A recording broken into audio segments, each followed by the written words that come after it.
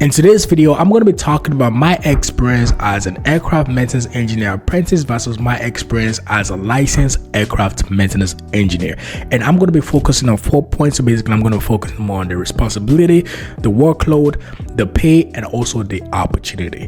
When it comes to responsibility, I would say as an apprentice, I had lesser responsibility. And that was because I wasn't doing that much jobs that actually requires a lot of responsibility, right? I'll give you guys a perfect example. When I started off my career as an apprentice, the first 3 months, I would say I was doing all the shitty jobs. Think of any shitty jobs at Haley can do, right? From lubrication to greasing to oil to removing our panels to PRC to any shitty job to cleaning.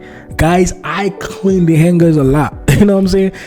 My first 3 months as an apprentice, I did a lot of those shitty jobs, right? It was not until a year working in that company then I realized why the company was actually doing that, right? It was all about risk management. You guys got to understand that when companies hire us as an apprentice, right, they know we don't have a lot of experience.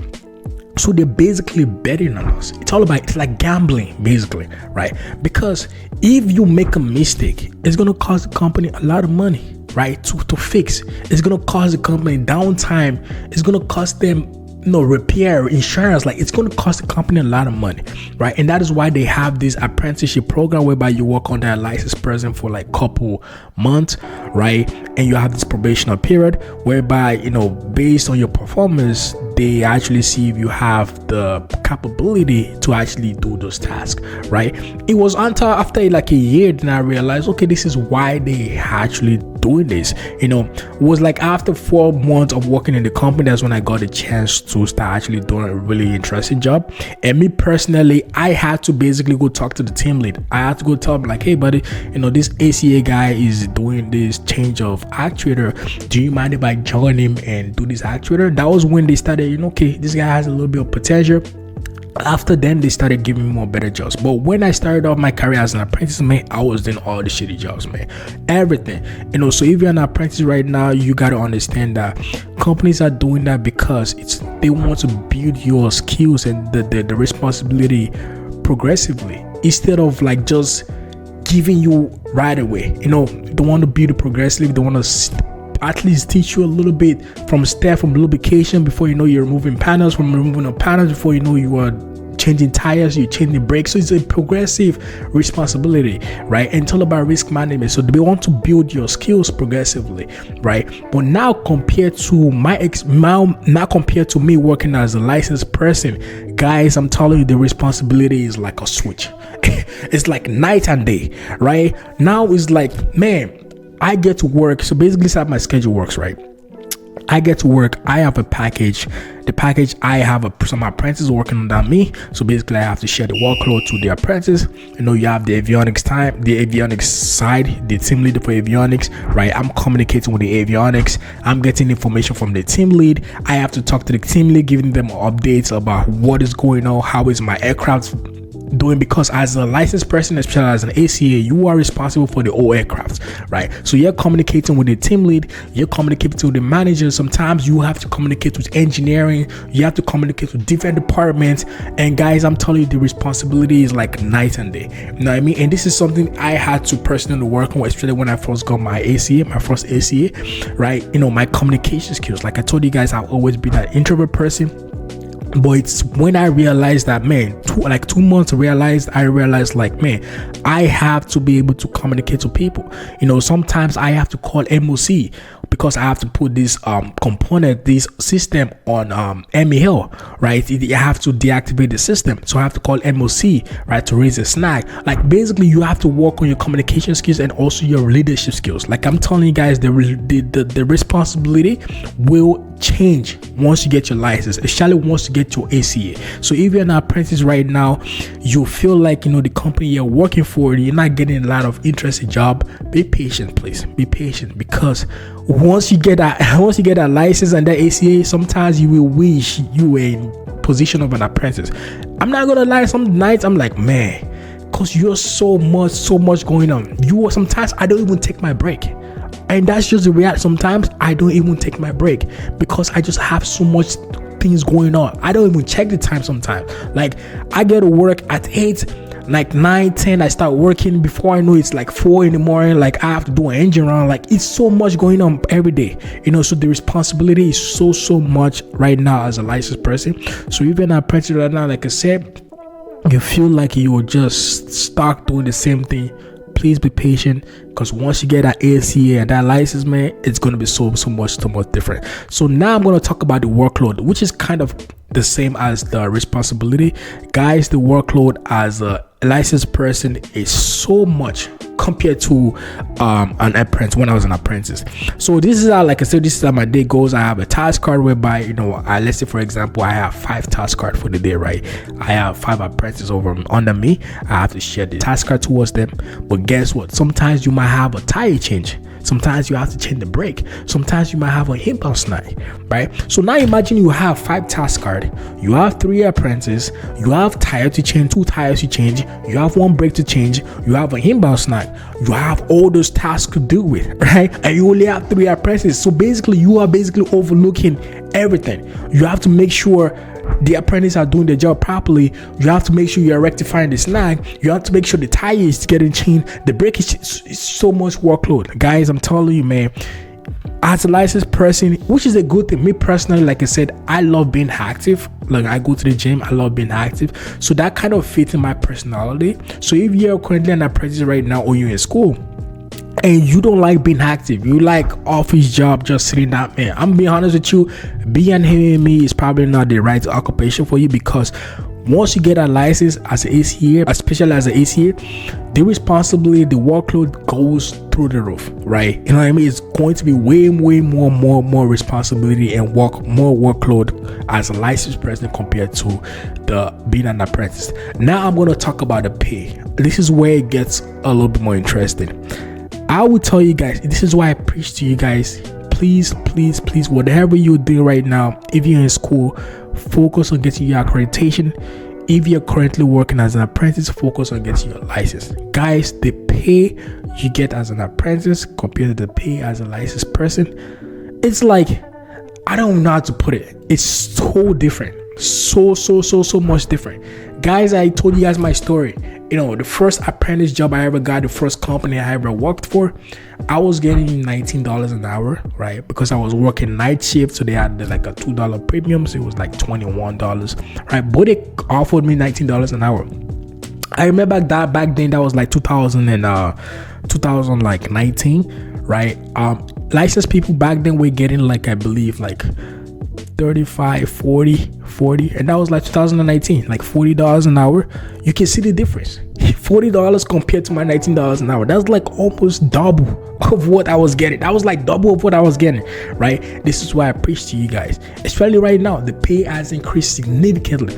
You have companies hiring licensed people for $60 an hour, $65. Contracting, they're looking for contractors for $65 an hour, $60 an hour, same with it, right? But apprentices are not getting those pay. That is why I preach to you guys. Your license is really important. Your license, your accreditation, right? Once you're in school right now, please focus on the accreditation, because we are all making all the sacrifices in school to be able to have a livable life, to have a sustainable life, whereby we can provide for ourselves, provide for our family. Guys, I'm telling you, the pay, like my lifestyle when I was an apprentice, I've always been a moderate person. I never really go too crazy, but like I am able to be, I would say I'm stable, and that was because I focused on things that can give me that stability, which is my license, my ACA. And one of the process of getting your license is first of all by getting a job right after school, so that way you don't take long to get your license.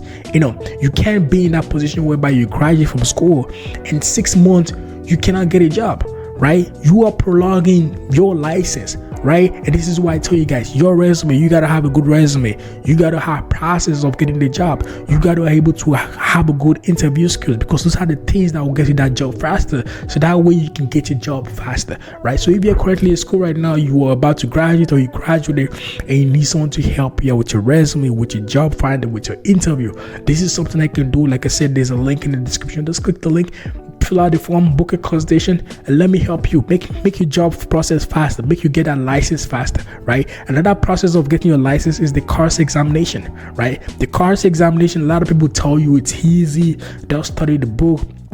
Guys, the course examination needs the right preparation, right? You need someone to show you the kind of questions they always ask you, and that is because the real examination is not something that you just direct, right? The question is always twisted, always indirect, right?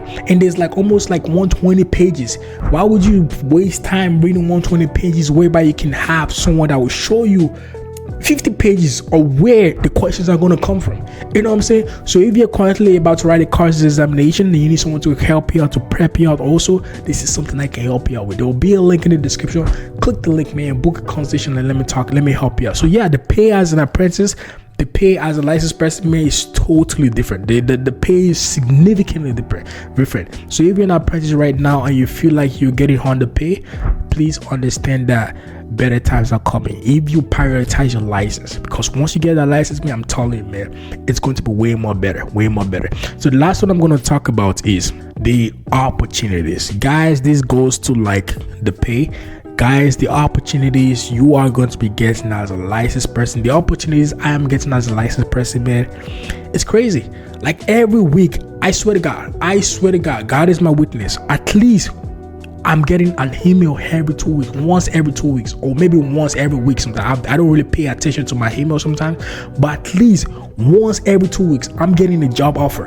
I'm not even applying for jobs, right? I am not applying for jobs. I'm getting job offers. I swear to God, God is my witness, and any licensed person can testify to this. Yeah, I'm getting offers. Contracting offers like, hey Peter, we saw your resume, are you available to work in this place, blah blah blah, we're going to pay you so a month. Like, this is something that happens when you have the right qualifications, once you have the right license, you have the right type of courses. The type courses, like I tell you guys, companies will provide the type course, but they would not provide this type course unless you have your license. You know what I mean? The opportunities you are going to be getting as a licensed person is so different. As an apprentice, it's going to be, there's a lot of apprentice job, but it's going to be way harder for you to get a job as an apprentice compared to when you are going to get a job as a licensed person. As a licensed person, man, you can get a job in like 2 weeks. Like literally, that's how so much demand is for the licensed people right now. You know what I mean? And this is why I tell you guys, please prioritize your license, man. Prioritize your license. And one of the stages of prioritizing license start from school. Your accreditation, how you showing up to class every day, because your time, your attendance actually counts towards your accreditation. Are you passing on your courses?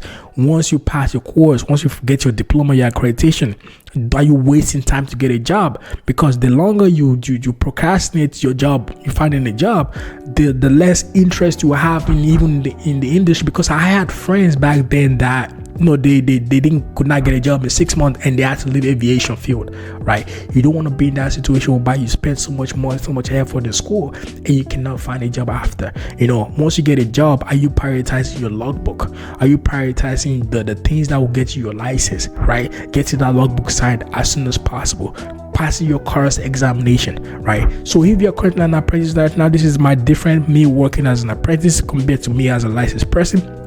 Like I told you guys, if you're currently in school or you graduated and you're struggling to find a job, right, this is something I can help you out with. I can help you out to build your resume properly. I can help you out to find a job. I can help you out with interview preparation. All you got to do is click the link, man, in the description and book a consultation. Fill out the form and book a consultation. All right. And if you're about to write your course examination too, this is one of the processes of getting your license. The exam is not as easy as people say, but it takes a lot of effort, but I can decrease those efforts. I can decrease the stress. I can teach you. That way you can understand instead of memorizing the book, right? I can show you where the questions are going to be coming from. At least have an idea of where the question is going to come from. Not the exact question, but show you ideas of where the question is going to be coming from, right? So if you're an apprentice right now about to write the course examination too, just click the link, man. Fill out the form, book a consultation, and let's talk, all right? For you guys that are new to my channel, my name is Peter. I am a licensed aircraft maintenance engineer, and I have hundreds of videos regarding aircraft maintenance engineering on my channel. I also have videos on a day in my life on my channel showing you guys what I do on a daily basis. So if you're interested in those type of videos, please don't forget to check out those videos out. For you guys that are new to my channel, please don't forget to like, share, and subscribe. Love you guys.